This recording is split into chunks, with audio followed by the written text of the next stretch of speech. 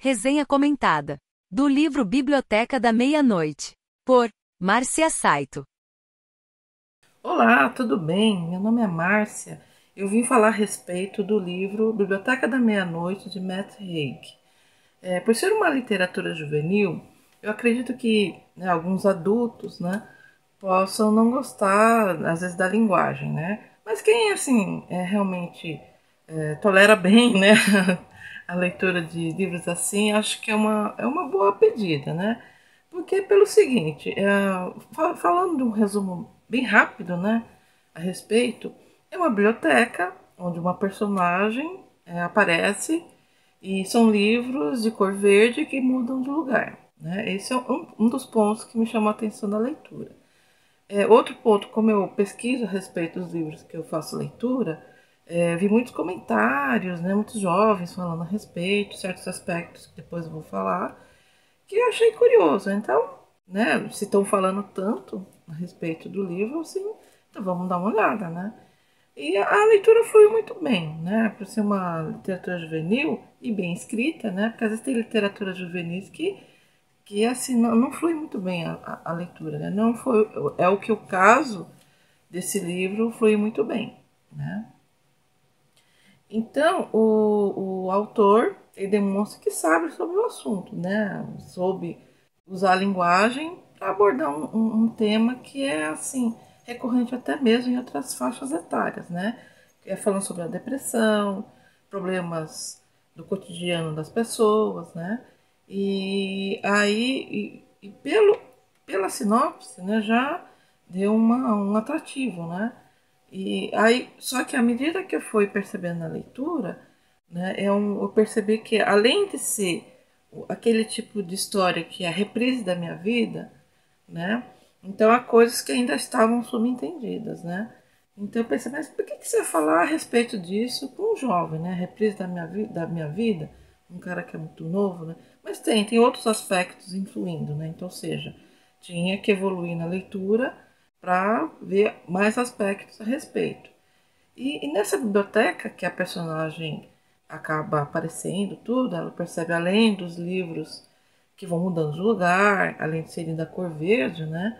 Então a personagem percebe que quando toca um deles, era uma alternativa de vida que ela tinha, né? Por exemplo, várias profissões, vários sonhos que ela tinha.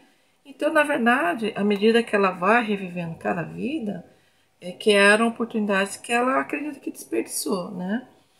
Algumas ela fez muito sucesso, né? Então, à medida que ela vai tendo contato com esse tipo de situação, vai batendo aquele arrependimento. Nossa, podia ter feito isso, aquilo. Nossa, minha mãe, meu pai se esforçaram para isso. Nossa, fulano, meu irmão, né? Ou seja, nem sempre as escolhas que se faz são fáceis, né? E trazem as consequências que a gente gostaria de ter, né? Então, nenhuma vida era perfeita. Mas a mensagem principal desse livro é, além de repensar nas escolhas da vida, é aquela que, por exemplo, eu vou até dar um pequeno spoiler, né? Que seria a respeito de uma certa escolha que ficou só na cabeça dela, foi a vida mais perfeita que ela conseguiu viver naquele meio da biblioteca, né? E claro, né, enquanto estava revivendo as suas vidas, ela era orientada pela bibliotecária que ela conheceu no colégio, né, no ensino médio, que é a senhora Elme, né.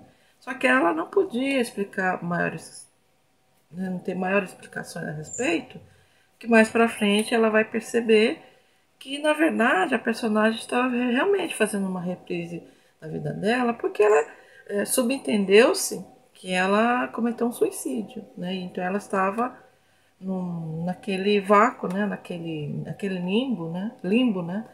Em que as pessoas estão entre a vida e a morte, né? Então é algo que realmente é uma leitura que me fez pensar um pouco, né? Nas escolhas da vida, né? Realmente pode acontecer isso. Mas o que eu achei interessante é que, mesmo nesse estado em que ela estava, né, revivendo, inclusive batendo aquele sentimento de arrependimento, né? Então era algo que a bibliotecária orientava assim. Não explicava, mas apontava, olha, tá vendo que o arrependimento faz? Inclusive, cada vez que ela tinha um sentimento ruim, a biblioteca se abalava, né? Então, o final é assim, é o esperado, né? Porque se ela estava narrando a história, então ela sobreviveu, né? Como dizia um amigo meu, né? Então, eu acho que foi uma leitura bem interessante e acho que positiva para os jovens, para realmente eles pensarem, não mergulhar, ne afundar nos sentimentos ruins e que a vida tem os seus desdobramentos, né? E nem sempre as escolhas que a gente faz quando jovem são as que a gente vai carregar pelo resto da vida, né? Sempre existe alguns desvios, outras situações que vão surgir que não vão ser eternos, né? Então, eu acho que se for analisar por um aspecto positivo, é isso. A parte negativa, eu acho que, por exemplo, as situações se repetiam muito, mas é o que exigia as situações que a personagem tinha que viver, né? E fora os capítulos escritos de forma de métrica irregular. Eu achei que foi um ponto bem negativo, porque eu meço assim minha leitura pelos capítulos, né? Porque eu leio em transporte público, então teve uma parte que meio que se perdeu, assim, né? Então, acho que no geral, acho que é uma leitura que eu recomendo, pelo menos, se você passa, ou você não precisa necessariamente estar passando por uma situação de depressão, né?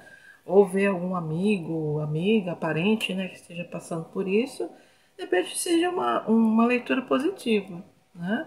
Pelo menos para a pessoa sair daquele estado depressivo, ou mesmo repensar em certas coisas, né? Que nem sempre o suicídio é a solução, né? Ela pode resolver aquela dor que ela sente, mas há desdobramentos da vida dela que ela tem que repensar, né?